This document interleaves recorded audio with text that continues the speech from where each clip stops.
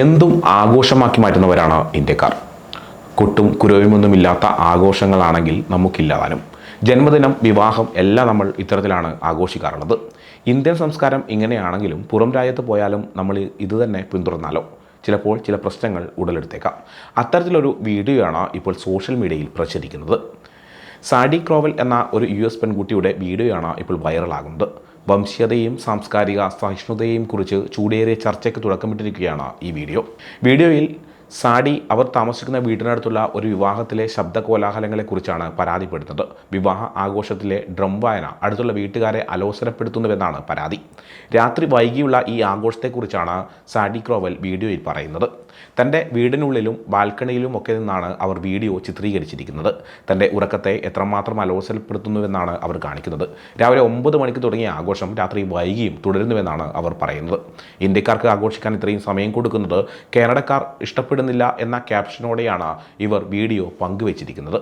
ഈ വീഡിയോ പെട്ടെന്ന് തന്നെ സോഷ്യൽ മീഡിയയിൽ വൈറലാകുകയായിരുന്നു. എതിർത്തും അനുകൂലിച്ചും നിരവധി കമൻറ്റുകൾ വരുന്നുണ്ട്.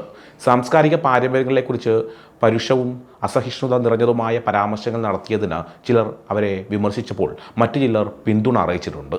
പ്രദേശത്തെ താമസക്കാരുടെ സമാധാനം പരിഗണിച്ചുകൊണ്ട് ആഘോഷങ്ങൾ മയപ്പെടുത്തിയിടുന്നതിൻ്റെ പ്രാധാന്യം എടുത്തു കാണിച്ചുകൊണ്ടുള്ള കമൻറ്റുകളും വീഡിയോയ്ക്ക് വരുന്നുണ്ട്.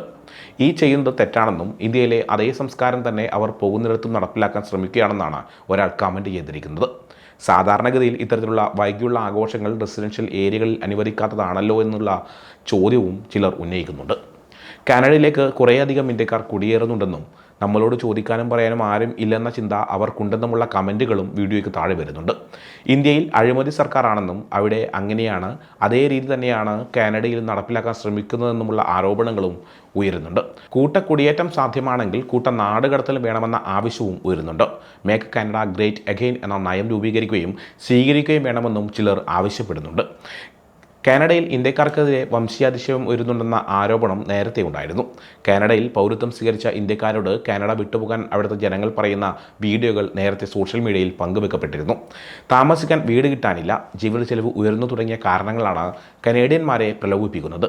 ഇതിൻ്റെ ഫലമായി കുടിയേറ്റം കുറയ്ക്കാനുള്ള പദ്ധതി ജസ്റ്റിൻ ട്രൂഡോയുടെ സർക്കാർ സ്വീകരിച്ചു വരികയും ചെയ്യുന്നുണ്ട്. ഇതിനിടയിലാണ് ഇത്തരത്തിലുള്ള വീഡിയോകളും വൈറലാകുന്നത്. സാഡി ക്രോവൽ കനേഡിയൻ പെൺകുട്ടിയാണെന്ന തരത്തിലായിരുന്നു വാർത്തകൾ പ്രചരിച്ചത്. എന്നാൽ പിന്നീട് അവർ തന്നെ സോഷ്യൽ മീഡിയയിൽ കാനഡയിലാണ് താമസമെങ്കിലും കനേഡിയൻ പെൺകുട്ടിയല്ല, US പൗരത്വമുള്ളയാളാണെന്ന് ക്ലാരിഫൈ ചെയ്തിട്ടുണ്ട്.